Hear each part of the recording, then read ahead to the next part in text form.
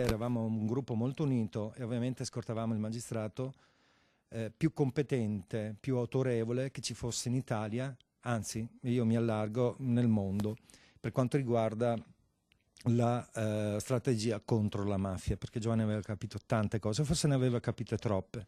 La voce di Luciano Tirindelli, trevigiano, autista del giudice Giovanni Falcone, non nasconde la commozione. Per uno scherzo del destino, un cambio turno deciso poche ore prima per esigenze d'ufficio, Tirindelli scampa alla morte. Stessa sorte tocca al capo scorta Giovanni Sammarco, costretto a casa per un incidente di servizio. Oggi come allora, il loro ricordo di quel giorno di 26 anni fa è lucido e doloroso.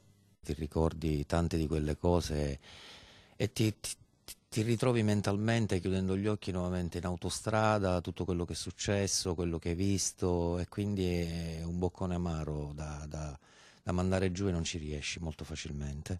Con il collega Tirindelli, Giovanni Sammarco ha raccontato in un libro Falcone la storia degli uomini del quarto Savona 15, nome in codice della scorta del giudice antimafia, ed è una storia che parte dallo svincolo dell'autostrada tra Punta Raisi e Palermo, divenuto un simbolo per l'Italia intera.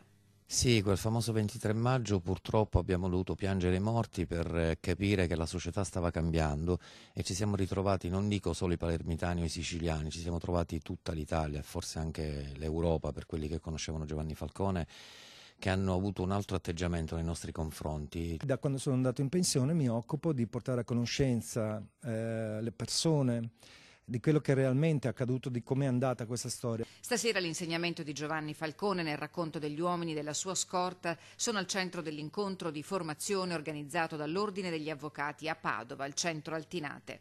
Dobbiamo ricordare perché queste cose non devono più accadere e la mafia non è lo Stato siamo noi e noi ci tiriamo sulle maniche e un centimetro alla volta facciamo questo Stato migliore.